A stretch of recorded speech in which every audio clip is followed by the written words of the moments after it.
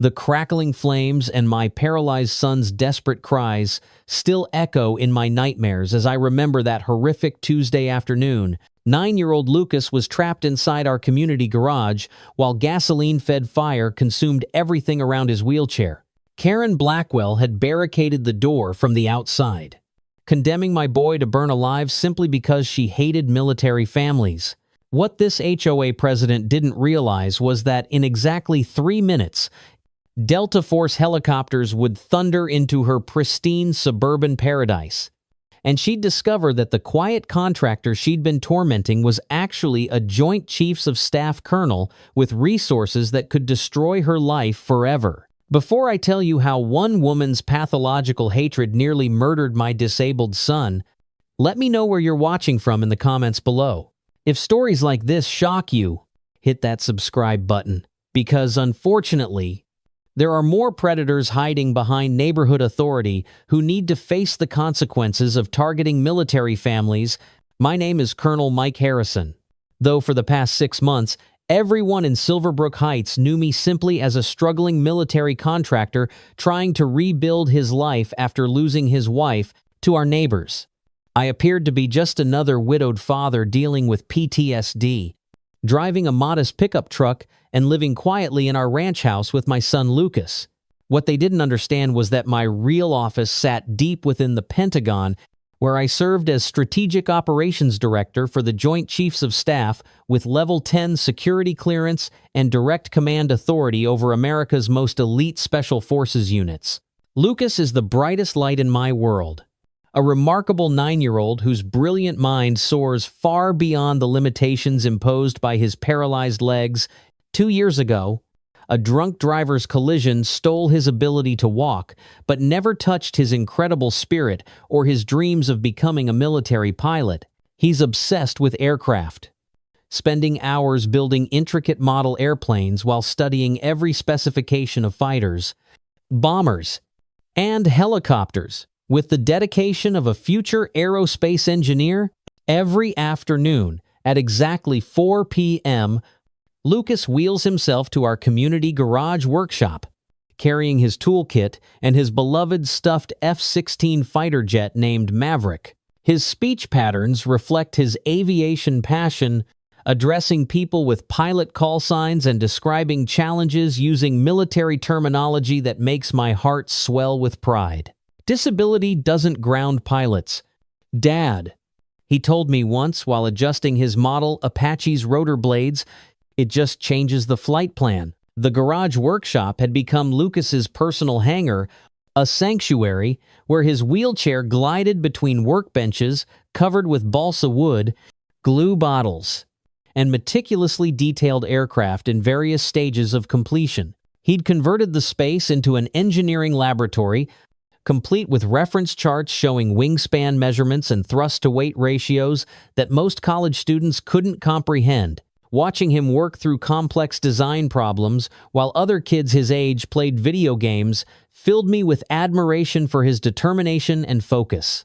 Silverbrook Heights attracted military families because of its proximity to Fort Bragg, creating a community where active duty personnel, veterans, and defense contractors lived alongside civilian neighbors in relative harmony. The subdivision featured well-maintained homes ranging from modest ranches to impressive colonials, with the community garage serving as a shared workshop space where residents could pursue hobbies and projects too large for private garages. That peaceful coexistence shattered when Karen Blackwell moved into the neighborhood's most expensive property and immediately launched her campaign to become HOA president at 48. She possessed the sharp-edged beauty of someone who'd spent considerable money maintaining appearances, but her perfectly styled exterior concealed a twisted psychology rooted in family shame that would eventually explode into murderous hatred. Karen's father had been dishonorably discharged from the Army decades earlier for cowardice under fire, a humiliation that poisoned her entire family's relationship with military culture. She'd grown up hearing whispered conversations about military weakness and government dependency, developing a pathological belief that military families were parasites draining resources from real Americans who earned their success through civilian achievement.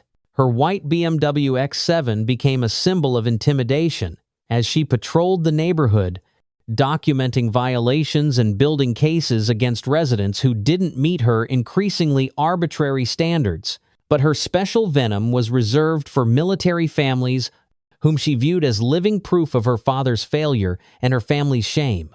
The $750, zero annual HOA budget gave her considerable power to make life miserable for anyone who triggered her psychological demons. The harassment campaign against Lucas and me began during our first week in Silverbrook Heights when Karen discovered my supposed background as a military contractor. She appeared at our door with a clipboard and that predatory smile that I would learn to recognize as a warning sign of impending cruelty. "Mr. Harrison," she said, her voice dripping with false sweetness. "I wanted to personally welcome you to our community and discuss some concerns about maintaining our property values." Her eyes lingered on Lucas, who was transferring from his wheelchair to our porch swing with the practiced efficiency he'd developed since his accident. I maintained my cover identity, presenting myself as a recently widowed contractor, struggling to provide stability for my disabled son. "We're grateful to be here," I replied carefully, noting how her gaze assessed our modest belongings with obvious disdain. "Lucas and I are looking forward to being good neighbors."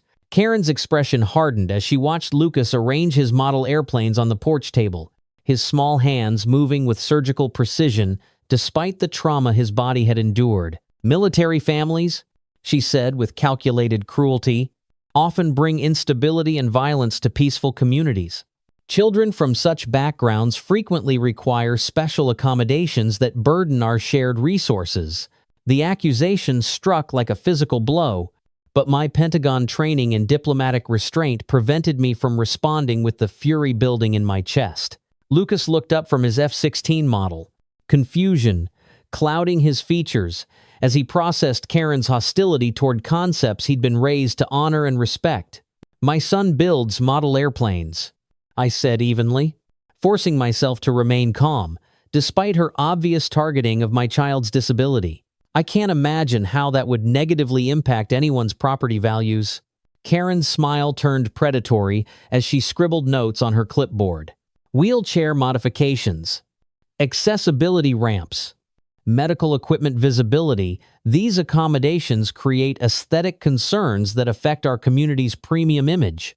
Additionally, disabled military dependents often receive government subsidies that normal families don't enjoy." The psychological cruelty was breathtaking in its precision. She'd identified Lucas's vulnerability and my protective instincts, then crafted her attack to wound both simultaneously. My years of experience profiling dangerous individuals told me that Karen Blackwell represented a significant threat, but my cover mission required me to appear powerless against her bureaucratic intimidation. During the second week, Karen escalated her campaign by targeting the community garage, where Lucas had established his aircraft workshop. She posted official HOA notices, declaring the space off-limits to liability risks. A transparent attempt to eliminate my son's access to his beloved sanctuary without explicitly mentioning his disability. "Insurance regulations," she explained to other residents with manufactured concern, "prohibit unattended minors from using power tools and potentially hazardous equipment. We simply cannot expose our association to lawsuits caused by inadequate supervision of special needs children." Lucas's devastation was crushing to witness. He'd spent weeks organizing his tools and reference materials in the garage, creating a perfectly ordered workspace where his wheelchair could navigate efficiently between projects. The loss of this creative outlet triggered emotional regression that reminded me painfully of his initial trauma following the accident that stole his mobility. "Why does she hate airplanes?" "Dad?" he asked that evening, his voice small and confused as he clutched Maverick against his chest. "I'm not hurting anyone. I just want to build things that fly and demand are great." The innocence of that question nearly shattered my composure. How do you explain psychological warfare to a 9-year-old whose crime was loving aviation while being confined to a wheelchair? How do you tell your son that some adults target children's vulnerabilities for sport? Karen's third-week offensive involved confiscating Lucas's airplane models during one of his workshop sessions, claiming that military toys promote violence and disturb community peace. I arrived at the garage to find my son sobbing over the smashed remains of his nearly completed F-16, while Karen stood nearby holding a hammer like some demented destroyer of childhood dreams. Military imagery, she announced to the gathering crowd of concerned neighbors, has no place in a family-oriented community. These war machines glorify violence and traumatize other children who might encounter them. The F-16 model had taken Lucas 3 months to complete, representing hundreds of hours of meticulous detail work that helped him process his physical limitations through creative achievement. Watching him gather the broken pieces with trembling hands, while Karen smiled with satisfaction, triggered protective instincts that threatened to overwhelm my professional discipline. "Ma'am," I said through gritted teeth, "you've just destroyed my son's property without justification or authority." That model represented significant time and effort on his part. Karen's eyes lit up with malicious pleasure as she sensed my rising anger. "Military contractors," she replied loudly enough for everyone to hear, "often struggle with anger management issues. Perhaps this community isn't suitable for families with such volatile backgrounds." The psychological manipulation was expertly crafted to portray me as an unstable veteran while positioning herself as a concerned protector of neighborhood safety. Several residents looked uncomfortable with her behavior, but none possessed the courage to challenge someone who controlled their HOA dues and community regulations. That evening, I filed an official complaint with the HOA board, documenting Karen's harassment and destruction of Lucas's property. Her retaliation came swiftly in the form of lawsuit, threats, and accusations that I was creating a hostile environment for other families. The board, apparently intimidated by her legal theatrics, declined to take any meaningful action against their president. Lucas's emotional state deteriorated as his safe space disappeared, and his creative outlet was destroyed. The garage workshop had represented independence and accomplishment, allowing him to contribute meaningfully to his own recovery while pursuing his aviation dreams. Karen's systematic elimination of his support systems revealed a predator who understood exactly how to wound disabled children most effectively. The fourth week brought ominous changes in Karen's behavior as she began studying our daily routines with predatory focus. She positioned herself near windows during Lucas's usual workshop times, timing his activities and noting when I was typically occupied with work responsibilities. My Pentagon duties occasionally required secure video conferences that prevented me from monitoring Lucas during his afternoon garage sessions. Karen's surveillance grew more brazen as she photographed our house, documented Lucas's movements, and compiled what appeared to be intelligence files on our family's vulnerabilities. The psychological profile she was building suggested someone preparing for a major escalation, but my cover identity prevented me from accessing the federal resources that could have stopped her. Meanwhile, Lucas continued his afternoon ritual of wheeling to the garage despite Karen's posted restrictions. Driven by the same determination that helped him survive his accident, he'd jury-rigged a mobile workspace using a folding table and portable toolbox, refusing to let bureaucratic bullying ground his aviation dreams permanently. "Control tower to pilot Lucas," he'd announced to himself while working on his models. Using aviation terminology to maintain positive mental attitude, weather conditions are challenging, but mission parameters remain achievable, requesting permission to continue flight operations. His courage in the face of systematic harassment filled me with pride and protective fury in equal measure. This remarkable child was teaching me lessons about resilience while I struggled to maintain professional composure against an enemy who targeted his disability with calculated cruelty. The Tuesday afternoon that changed everything began with deceptive normalcy. Lucas prepared for his 4 p.m. garage session with typical military precision, organizing his tools and checking his model inventory while I locked myself in our secure communications room for an urgent Pentagon conference call. The classified briefing involved coordinating special operations across multiple theaters, requiring my complete attention. While my son pursued his innocent hobby 50 yards away, Karen had been waiting for exactly this scenario, studying our patterns until she identified the perfect window of vulnerability. She approached the garage carrying 2 large gasoline cans, her face wearing an expression of manufactured emergency that would have fooled any trusting child. "Lucas," she called out in a voice dripping with false concern, "there's been a chemical spill in the storage area. We need to evacuate immediately for your safety." My son, raised to respect adult authority and trust community leaders, began gathering his tools while preparing to leave his workspace. His literal mind processed Karen's warning as legitimate emergency protocol, activating the safety training that I drilled into him since his accident. "Roger that, ma'am," he replied with characteristic politeness, securing his current project before wheeling toward the garage exit. "Should I call my dad to report the situation?" Karen's mask slipped slightly as predatory satisfaction flickered across her features. "That won't be necessary," she said, moving to block the doorway while positioning her gasoline cans strategically around the garage entrance. "I'm handling the emergency response personally." The sudden shift in her tone triggered Lucas's survival instincts, but his wheelchair put him at a massive disadvantage against an adult who had planned this attack with meticulous preparation.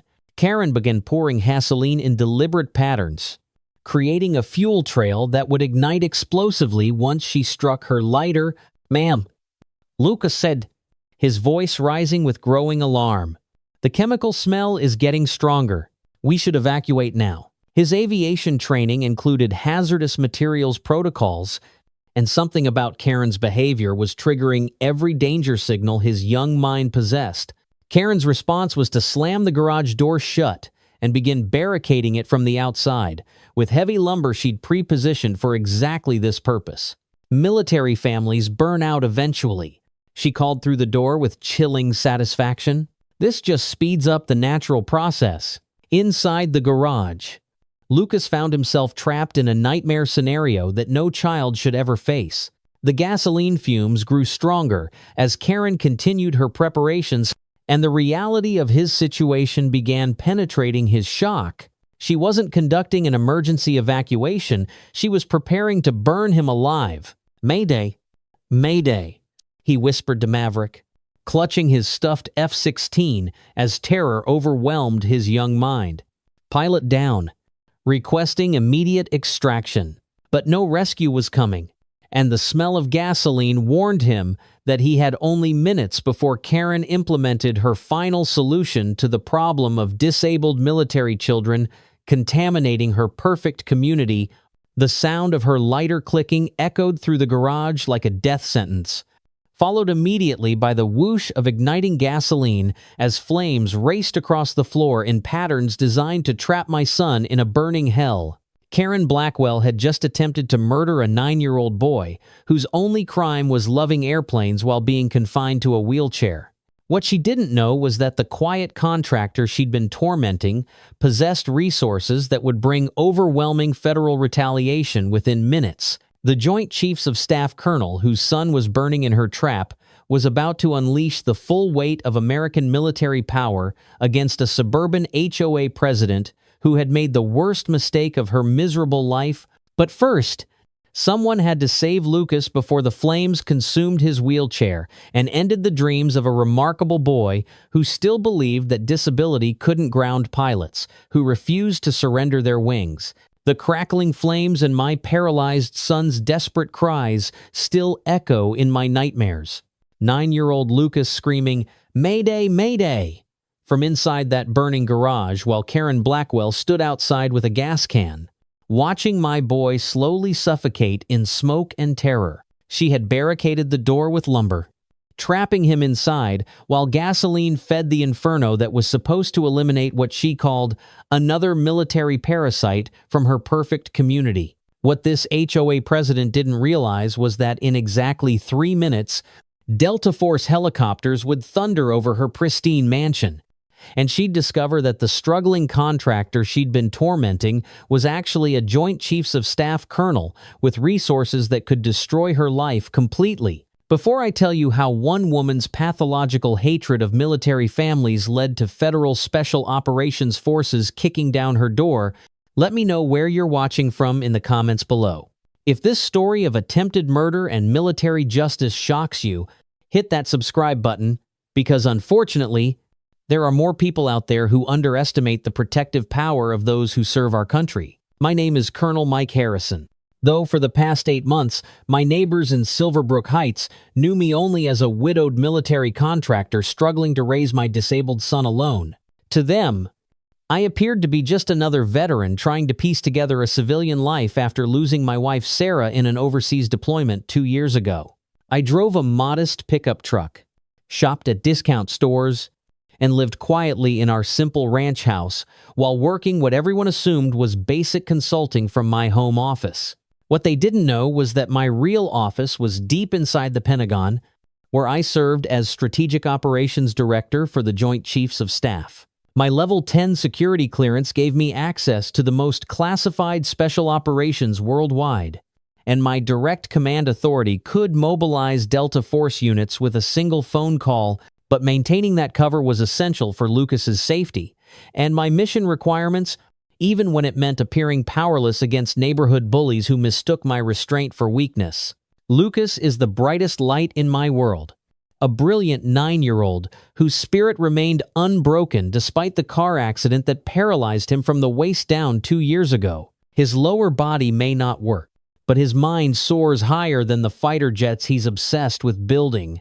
Every afternoon at exactly 4 p.m., Lucas wheels himself to our community's workshop garage to spend 2 hours constructing detailed model aircraft with the precision of an actual aerospace engineer. His wheelchair is equipped with specialized holders for the extensive toolkit he's assembled over months of saving his allowance. Lucas carries Maverick, a stuffed F-16 fighter jet, everywhere he goes, and his speech is peppered with aviation terminology that never fails to make me proud. When other kids ask about his legs, he responds with characteristic determination. Disability doesn't ground pilots. It just changes the flight plan. The community garage had become Lucas's sanctuary, his personal hangar, where he pursued his dream of designing aircraft that disabled pilots could fly. His current project was an incredibly detailed Apache helicopter model that he'd been perfecting for weeks, complete with adaptive controls that he'd engineered himself.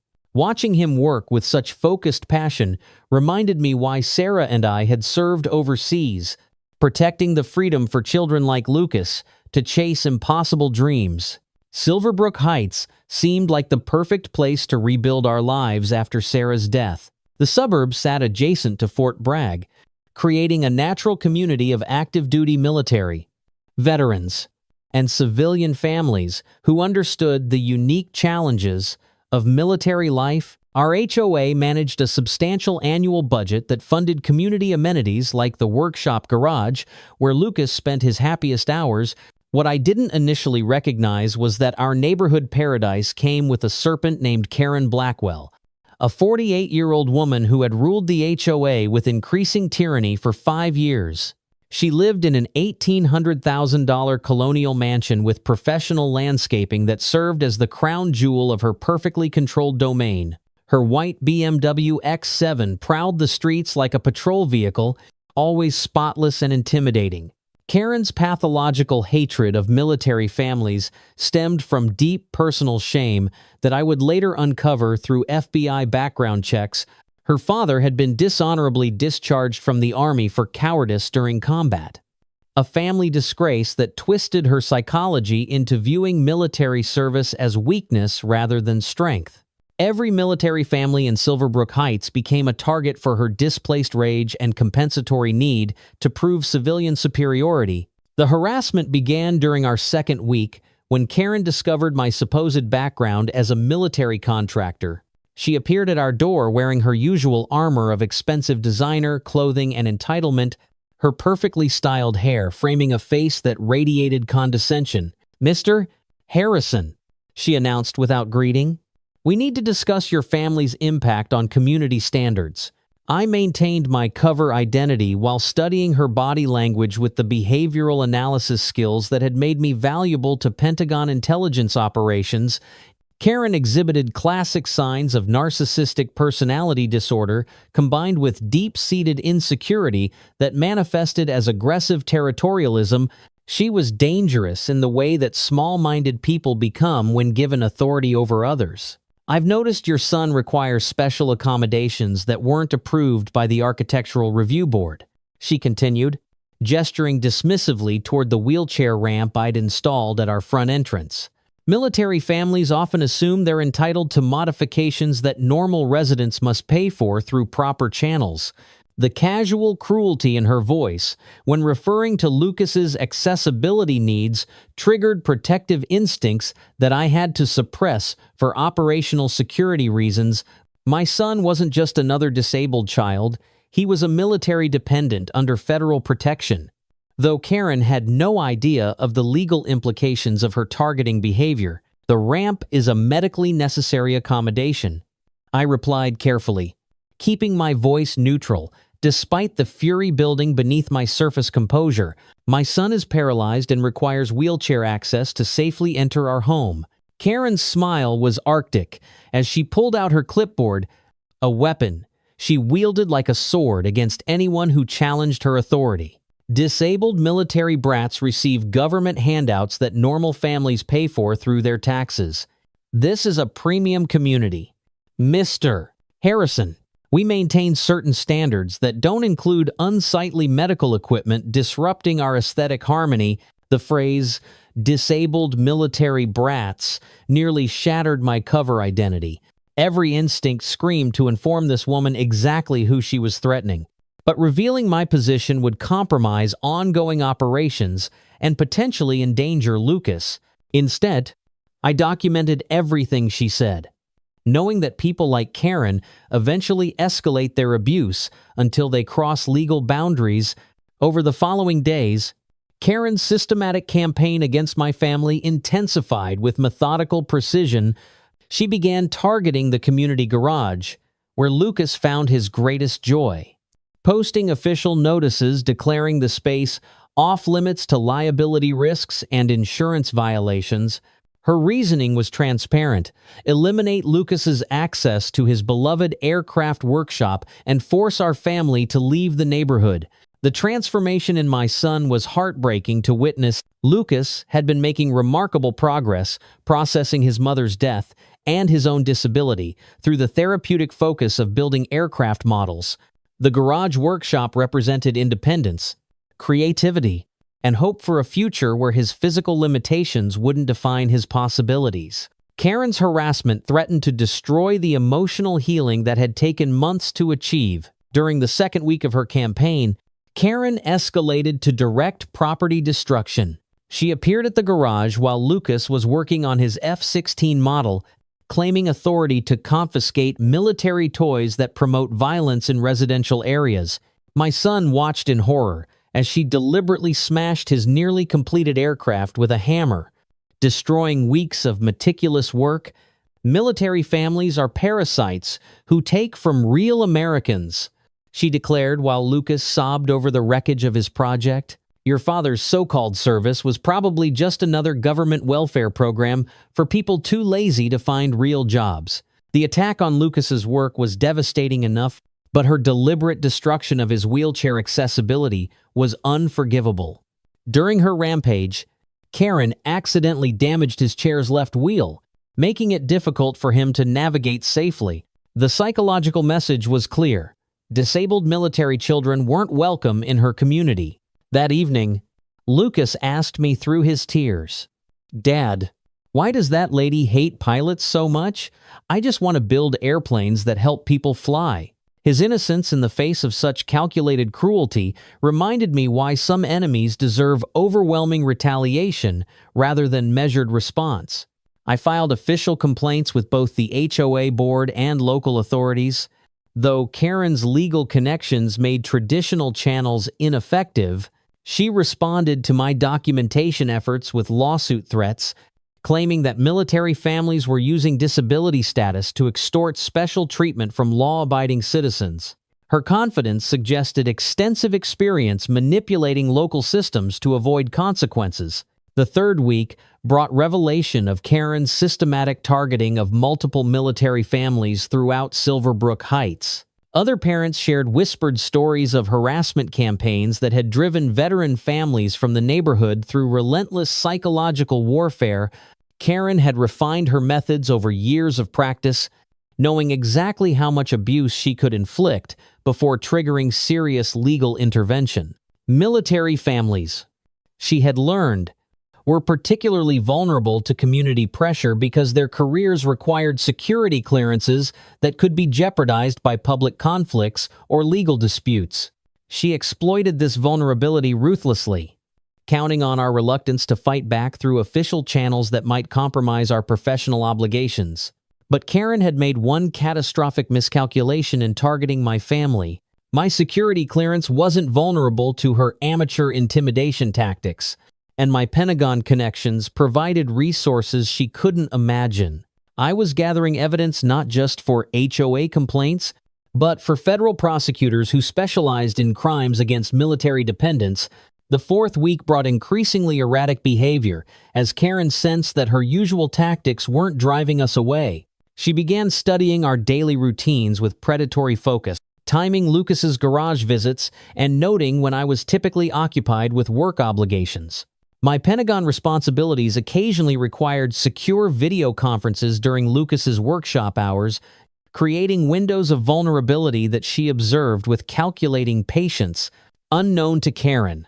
Those work calls often involved coordinating special operations missions worldwide, including the anti-terrorism campaigns that gave me direct command authority over Delta Force units. The irony was sharp. While she planned her attack on my disabled son, I was literally commanding the world's most elite special operations forces. The day Karen implemented her most evil plan started with deceptive normalcy. October sunshine filtered through autumn leaves as Lucas prepared for his 4 p.m. garage session with characteristic excitement. He'd been working on an Apache helicopter model for 3 weeks, engineering adaptive controls that could theoretically allow paralyzed pilots to fly combat aircraft. "Dad, I think I figured out how to make the cyclic pitch controls work with hand controls only," he announced proudly, loading his specialized tools into his wheelchair's custom holders. Disabled pilots could fly attack helicopters if the engineering was right. His enthusiasm filled me with pride and determination to protect his dreams from people like Karen, who viewed disability as weakness rather than an engineering challenge to overcome. "Show me when I finish this conference call," I promised, though the classified briefing on my schedule would likely run longer than his usual workshop session. Lucas wheeled toward the garage with Maverick clutched in one hand and his toolkit balanced perfectly across his lap. His routine had become sacred territory in our household, representing independence, creativity, and healing after trauma. I watched him navigate the sidewalk with practiced skill, never imagining that predator was already moving into position. My Pentagon video conference began at precisely 4:15 p.m. with urgent briefings on developing terrorism threats that required immediate Delta Force consultation. The secure communication protocols locked me into classified discussions that couldn't be interrupted without compromising ongoing operations. Karen had been observing these patterns for weeks, waiting for the perfect moment to strike. Inside the community garage, Lucas arranged his tools with military precision and began the delicate work of installing cyclic controls in his Apache model. The focused concentration required for detailed engineering helped manage his grief over Sarah's death while building confidence in his own capabilities. Despite physical limitations, this therapeutic routine had become essential for his emotional stability. Karen approached the garage at 4:30 p.m. carrying 2 red gasoline containers, her face wearing a mask of manufactured urgency that would have fooled any trusting child. "Lucas, "There's been a chemical spill in the garage," she announced with false authority. "We need to evacuate immediately for safety protocols." My son's autism spectrum traits made him extremely literal and trusting of adult emergency instructions. He began gathering his tools to evacuate, following what he interpreted as proper safety procedures. "Is everyone okay?" he asked with genuine concern.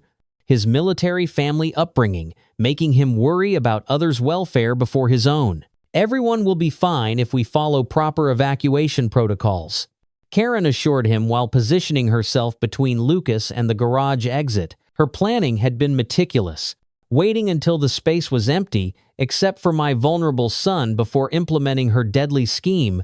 The moment Lucas moved toward the door, Karen revealed her true intentions with chilling efficiency. She began pouring gasoline across the garage floor while simultaneously blocking his exit path with her body. "Actually, there's been a change in evacuation procedures," she said with growing satisfaction. "I don't understand," Lucas replied, his wheelchair stopping abruptly as confusion replaced his initial compliance.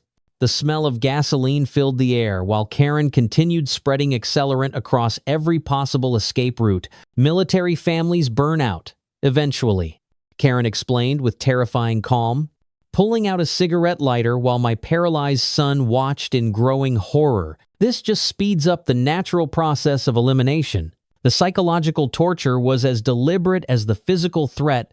Karen wanted Lucas to understand that he was about to die specifically because he was a disabled military child, that his death would be her victory over everything his family represented. The evil was pure and intentional. Lucas's training as a military dependent kicked in as survival instincts overcame initial shock. "Mayday, mayday," he called out in aviation terminology, using his voice as a distress beacon while frantically maneuvering his wheelchair toward any possible escape route. Karen ignited the gasoline trail with sadistic satisfaction, watching flames spread rapidly across the garage floor. While Lucas screamed for help, she then dragged heavy lumber across the garage door, barricading him inside the inferno she'd created. Her planning had accounted for every detail except the federal resources that would soon rain down upon her. Inside the burning garage, Lucas faced terror beyond any 9-year-old's ability to process. Flames surrounded his wheelchair, while smoke began filling the confined space with toxic fumes. His paralyzed legs made escape through high windows impossible, and the blocked door offered no hope of conventional rescue. But my son possessed something Karen hadn't anticipated: the courage of a military family and training in emergency procedures that his mother and I had taught him. He clutched Maverick close to his chest and began reciting aircraft specifications to maintain mental focus while searching for survival options. "Apache AH-64 maximum speed 153 knots. He whispered into his stuffed fighter jet, using familiar technical knowledge to fight panic while flames crept closer to his position. "Pilot survival depends on training, equipment, and backup systems." Mrs. Patterson, our neighbor from across the street, noticed smoke pouring from the garage windows and immediately called 911 while rushing to investigate. Mr. Gonzalez from next door attempted to break down the barricaded door but found it impossible to breach Karen's lumber obstacles while flames intensified inside. Multiple neighbors converged on the scene, some filming Karen's suspicious behavior during the emergency, while others coordinated rescue attempts. The sight of a burning building with a child trapped inside galvanized the entire community into action, though none of them realized they were witnessing attempted murder rather than accidental fire. Someone recognized Lucas's voice, calling out aviation distress signals, and immediately contacted me. Knowing that no father should learn about his child's emergency from official channels, the call came through my personal phone. Just as my classified Pentagon briefing reached its most critical phase: "Colonel Harrison, your son is trapped in a burning garage." Mrs. Patterson's panicked voice cut through military protocol like a blade. "The HOA president barricaded him inside and we can't get the door open." The words hit me like enemy fire. shattering 15 years of professional composure in an instant. Every Defense Department official on the secure video conference watched my transformation from calm military analyst to desperate father whose child was under direct attack. "Sir, what's your status?" Defense Secretary Williams asked, recognizing the emergency unfolding in real time. "My son has been trapped in a burning building by a domestic terrorist." I replied with military precision despite the parental terror threatening to overwhelm my tactical thinking. "I need immediate Delta Force deployment to my location." The silence that followed lasted exactly 2 seconds before Secretary Williams's voice cut through the conference line with absolute authority. "All departments, this briefing is suspended. We have an active attack on a military dependent requiring special operations response within 60 seconds. Joint Chiefs Authorization Protocols activated the largest domestic military emergency response in Fort Bragg's recent history. Delta Force Quick Reaction Teams received flash alerts about an endangered military child while helicopter units prepared for immediate deployment to civilian terrain. Karen Blackwell had intended to murder my paralyzed son to prove her superiority over military families. But instead, she had triggered a federal military response that would demonstrate exactly why attacking military dependents brings consequences beyond civilian comprehension. The woman who thought she controlled our neighborhood was about to discover that some fathers command resources that extend far beyond local police departments and fire stations. Delta Force operators were inbound to rescue my son and deliver justice that would end Karen's reign of terror permanently. While Lucas fought for survival in that burning garage, reciting aircraft specifications to maintain hope, the most elite special operations forces in the world were racing to his rescue with overwhelming firepower and determination that military families protect their own. Karen's perfect crime was about to become her perfect nightmare, and the sound of Delta Force helicopters would soon thunder over Silverbrook Heights like the voice of military justice itself.